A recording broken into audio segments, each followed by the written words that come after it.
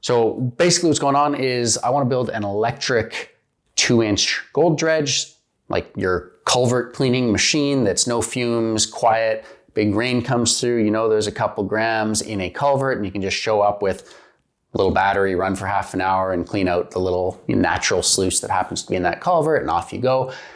This is going to be up to you guys to put these ingredients together for a while because it'll be at least a year until I have something properly designed like that I could say, hey, here is a dredge that you can buy. But I'm going to share everything I've learned so far.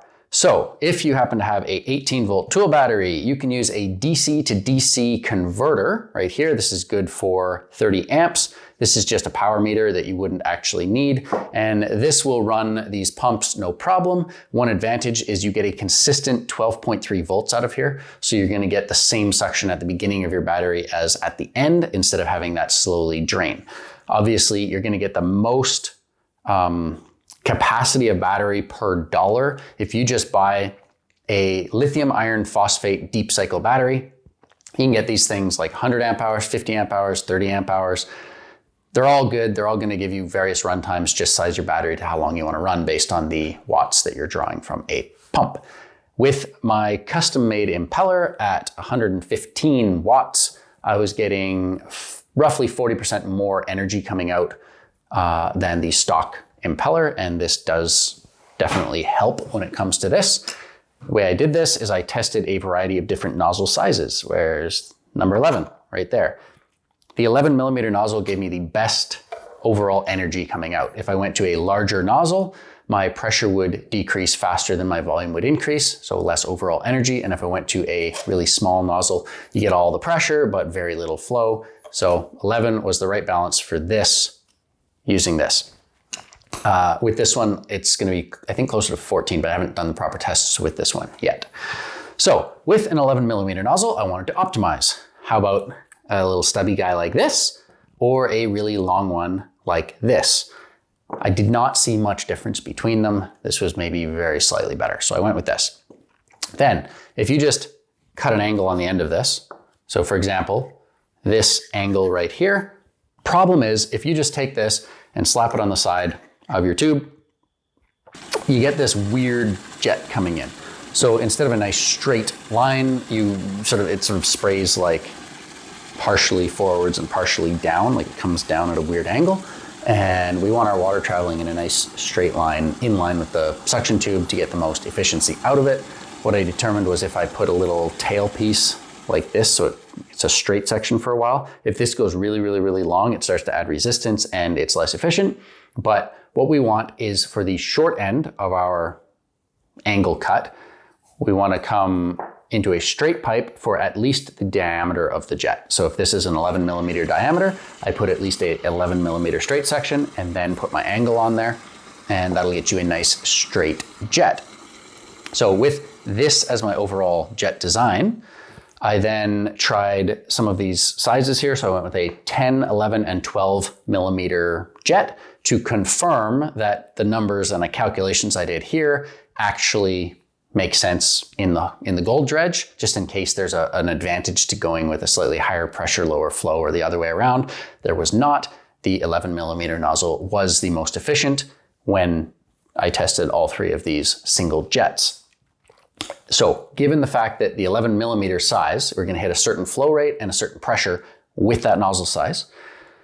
If I go to a twin jet and I just add two of these, that's effectively like using a larger nozzle. So I'm going to have more flow, lower pressure, and less overall work being done according to this nozzle test. So what I need to do is I need to make the area of the circle. So if you just look at the circle right here, 11 millimeters diameter, what is the area of that?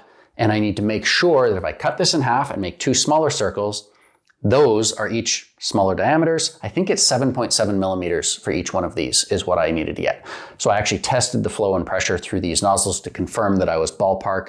I got slight variations because this isn't like an absolute science lab or anything, but slight variation. So I'm basically dealing with the same flow with the twin jet as I am with the single jet. And my results, just one thing to factor in is you got this here, you put your jet right there, and then you have a tail behind the jet like this. The shorter the tail, the more likely you are that this is just going to blast straight out and it's not going to have a chance to fully mix. So you need to add a bit of tail length. If you add a really, really, really long tail, you just start adding resistance to the line. It's like having a really long suction hose.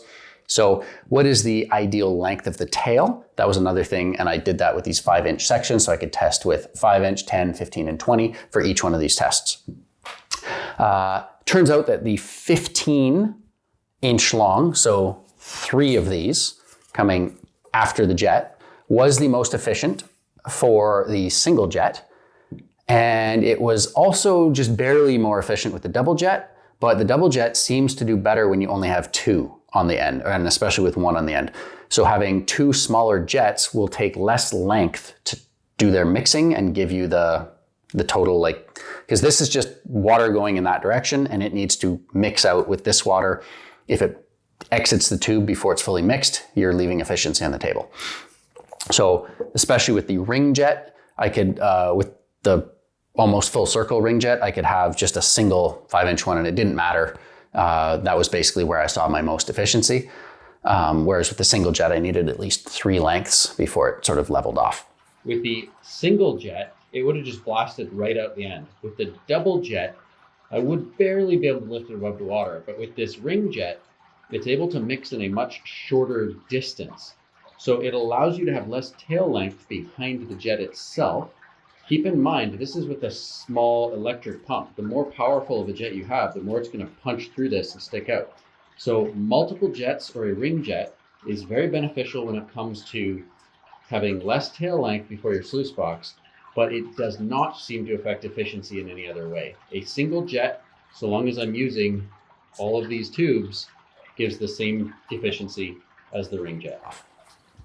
Where was I? Right. So twin jet, single jet, same flow going in, same everything. With the single jet, I got, so what was going in was about 50 liters per minute. I think liters per minute is the right thing, but I'll correct that on the screen if I'm wrong. So 50 liters per minute went into this nozzle. And if I set this down on the table like this, if the flow meter is after, then I have to take every piece of suction that comes up the nozzle, add this to it. And so for example, if I had 100 coming in and I had 100 coming in here, I would have 200 here. So if my flow meter's here, it would show 200% efficiency.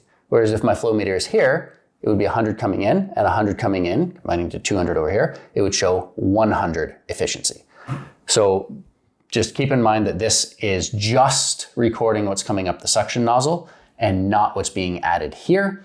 So these numbers won't look as good, but I got 263% efficiency. So I'm a little lost here. There we go.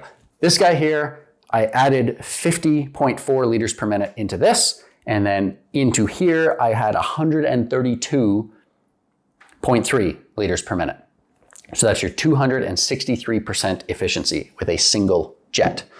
Now, with the twin jet, my input pressure and flow rate was very slightly different. So using the most efficient nozzle size could play a slight role here. But the twin jet, I was putting in 48.3 liters per minute from here, and I got 134.75 of suction for a 279% suction efficiency. Then I have 2 ring jets, basically of a complete ring. I have 4 jets that are 22.5 degrees of rotation each for a total of 90 degrees of the 360 is part of that ring.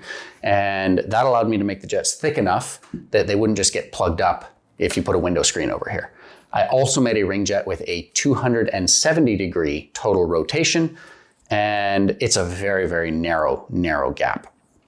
This worked out to not giving me the flow I needed or the pressure, like the geometry doesn't math out to the same as everything else, but this was right on par. So the ring jet, I had 48.3 going in, exactly the same amount that was going into this twin jet.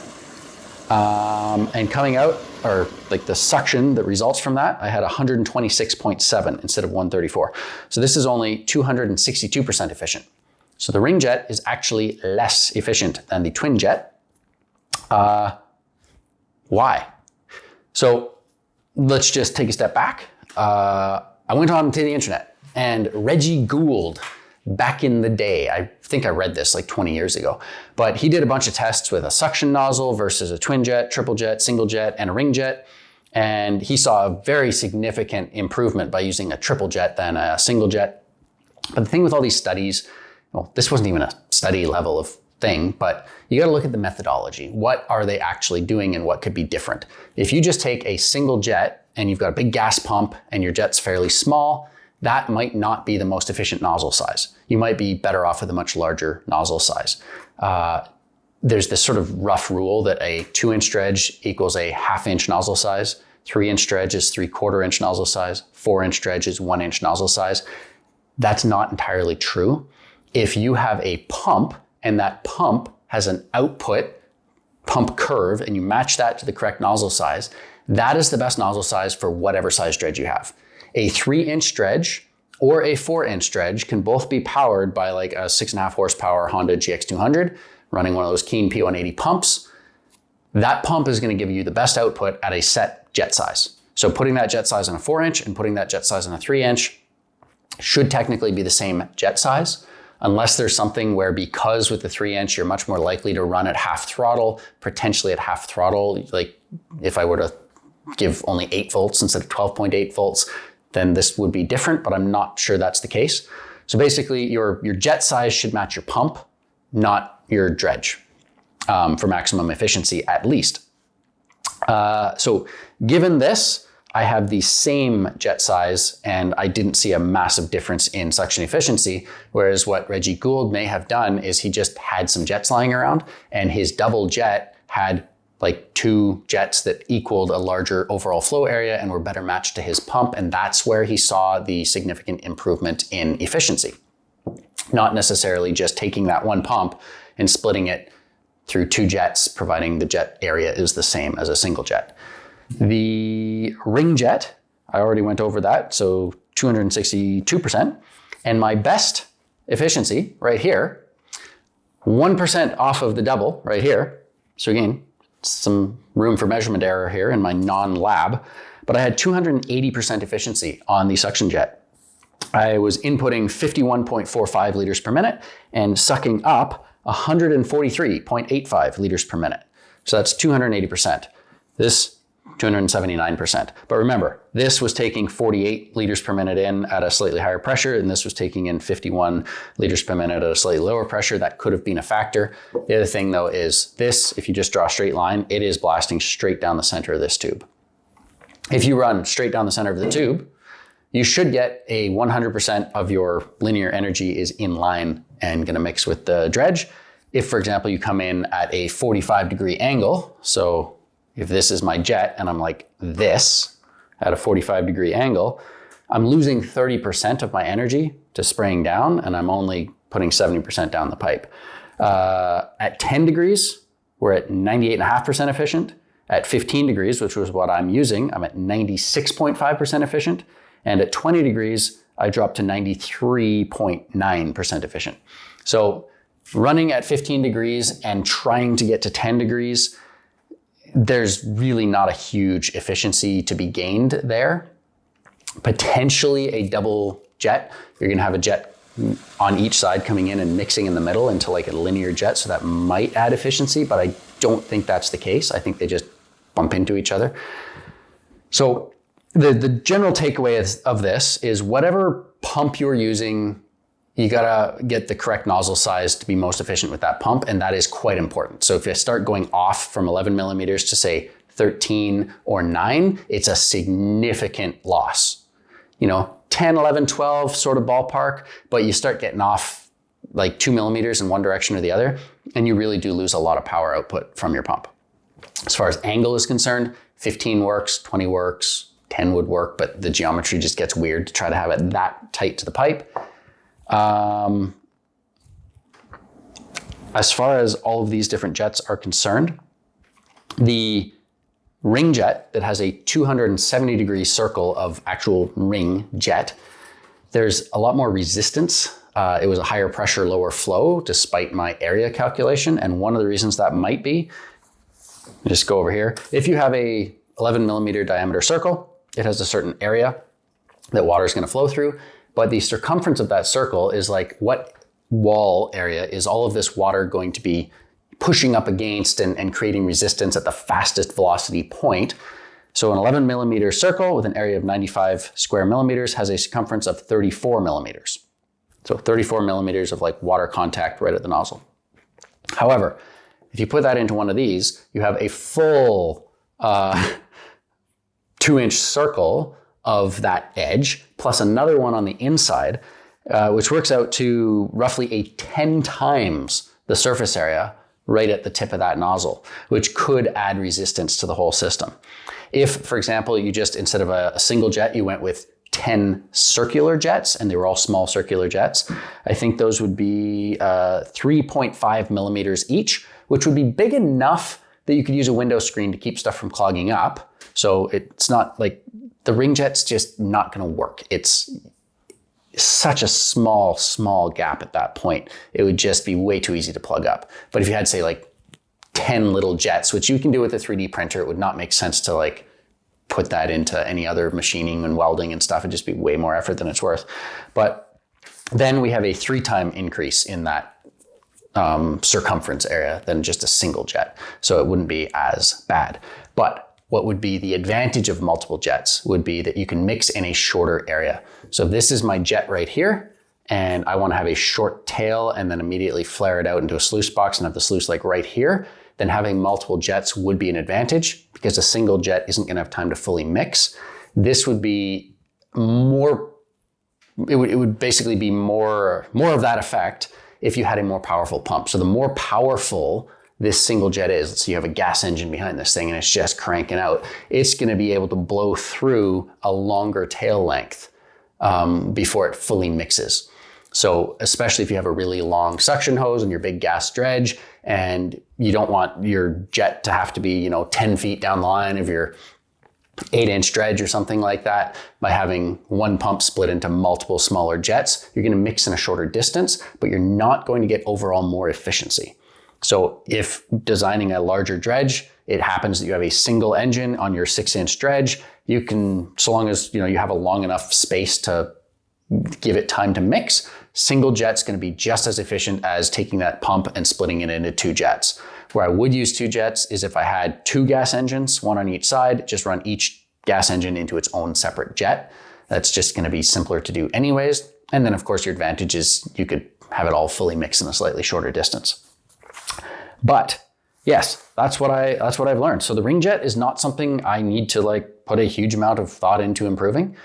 Maybe round jets, but like using a water jacket like this would be more efficient than trying to like run all the plumbing on the outside and everything. So we'll see what we get to. What I'd like to do as well is flare this open at a 5-degree angle so that the amount of water that's coming in here is going to have a certain velocity. And then when you add this water, there's more overall fluid going through the pipe. So I would increase the pipe to the correct size so that the velocity stays the same.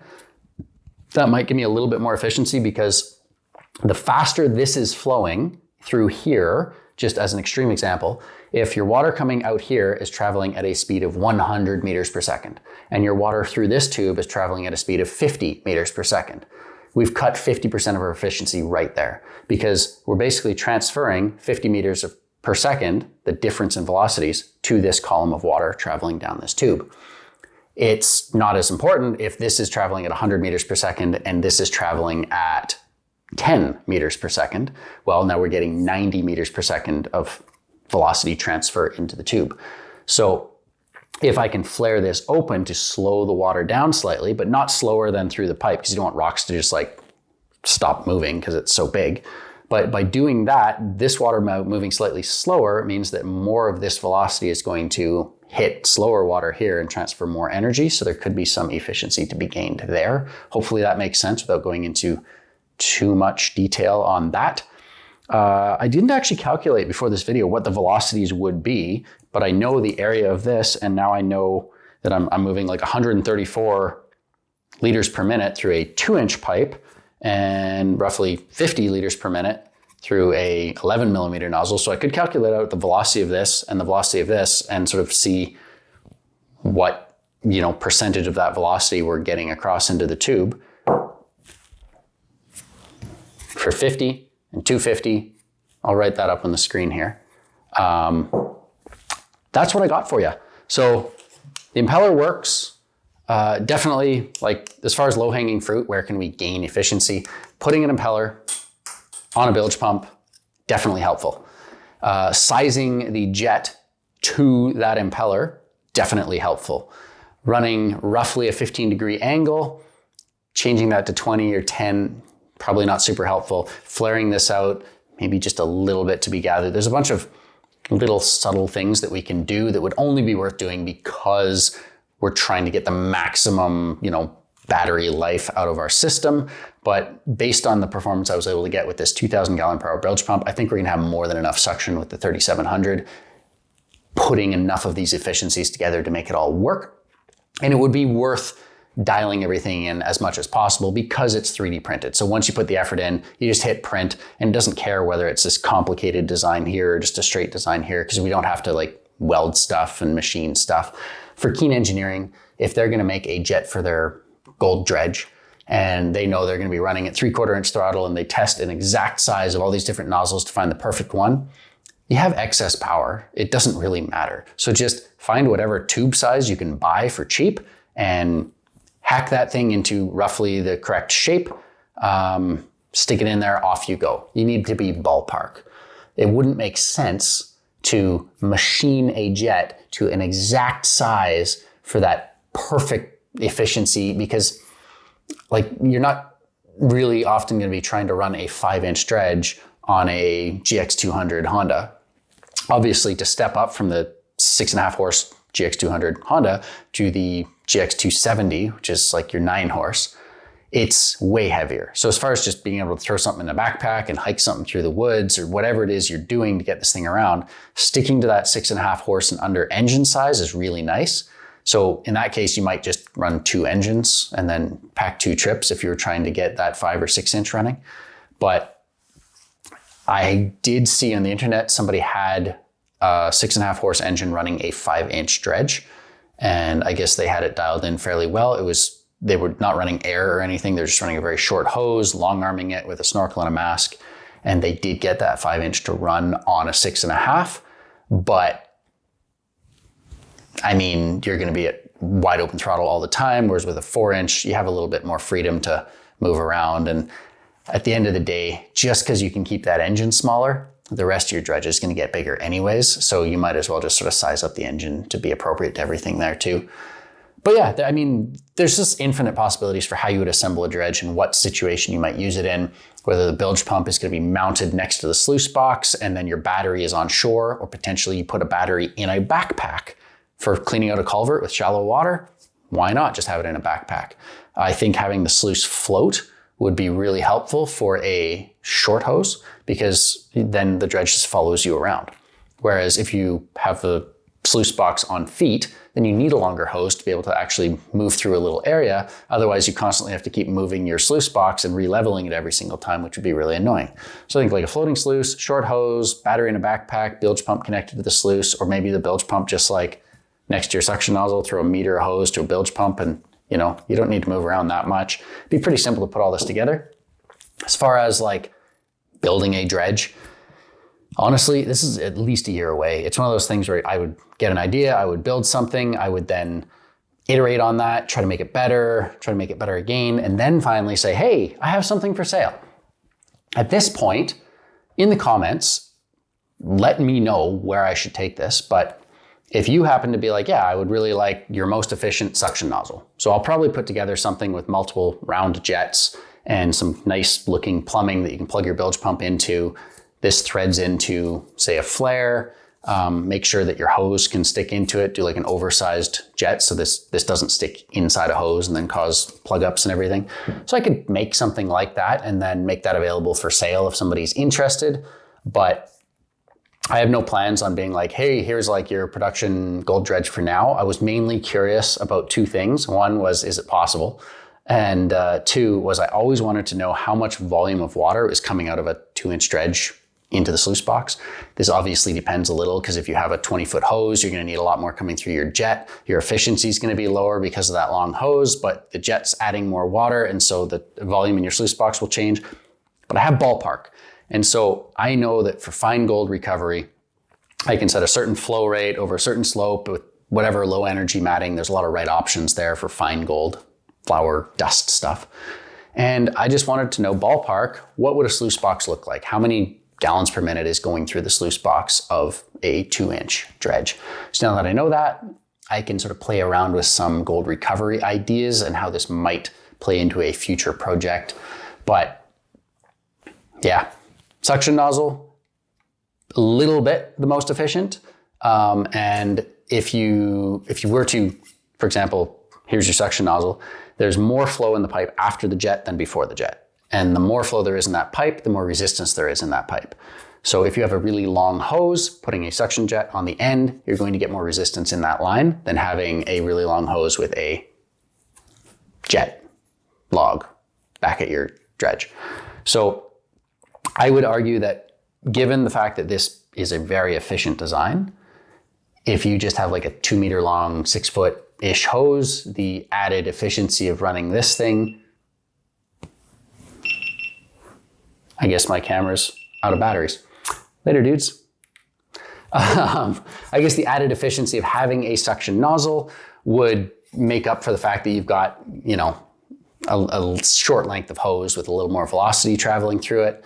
So that could easily work. And a suction nozzle definitely has an advantage of it primes instantly. You take it out of the water, you put it back into the water. It's just better when you're dealing with really shallow water, cracks, potentially that culvert cleaning, shallow water. A suction nozzle is actually a really good choice. And seeing that its suction holds up, it was the most suction I got out of all of the ones I tested today.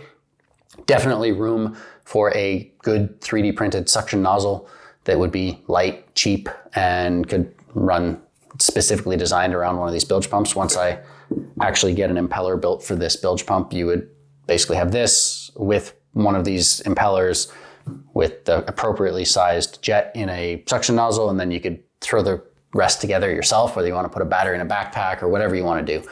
As far as one of these is concerned, I'd do the same thing, basically get one of these fully optimized for this with the impeller and everything, and then I could make that available. In the comments, let me know, like what would you be interested in seeing? What might you want to do with all of this? I did see, like, there's a lot of people who have sort of tried putting some of these together. One guy even took one of these and put it in series. So this was blasting into another one and then tried to get some suction. And it might work better with a compressible, like a gas, like air. But I think with water, you want to dial the impeller in. It would be like doing 2 in series wouldn't actually be that effective, I don't think. But whatever it is, I'm definitely seeing like this suction is going to work really well with the way I've got it set up. So I definitely got somewhere with all of this, but I want to do gold mining to find gold. And that's always been a really strong motivator for me. Doing this, very exciting. I get to, learn some new stuff. But now that I kind of have the rough numbers figured out, I'm not in an area of the world where I'm allowed to just take my dredge out and go use it. Even back in Alberta, I can't just take my dredge out and go use it. So this is more a learning experience and dreaming of a future where, I get in touch with the right people who are up mining in Nome and I say, here's my plan for a subsurface fine gold dredge. We can have a really small platform, put this whole thing together for like $100,000 or something.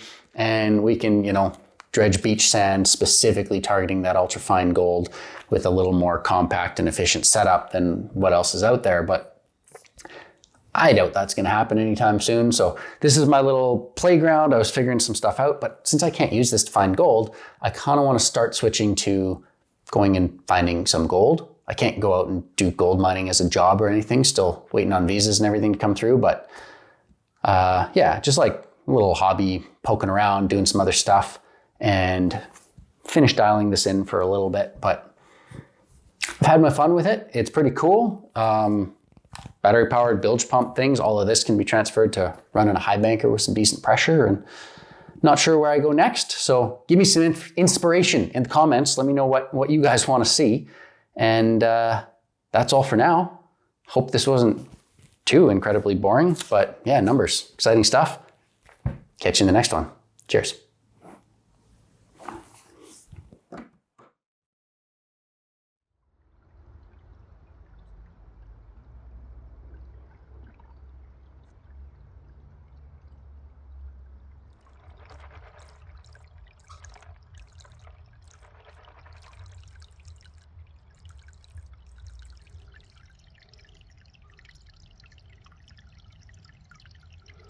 Well, there is some sparkly black sand in here, but not a lot of it. Well, I didn't expect anything, but it was nice to get out for my first Australian proper pan in a creek. I'll keep my eyes out for more in the future. Thanks for watching in the meantime, and see you in the next video.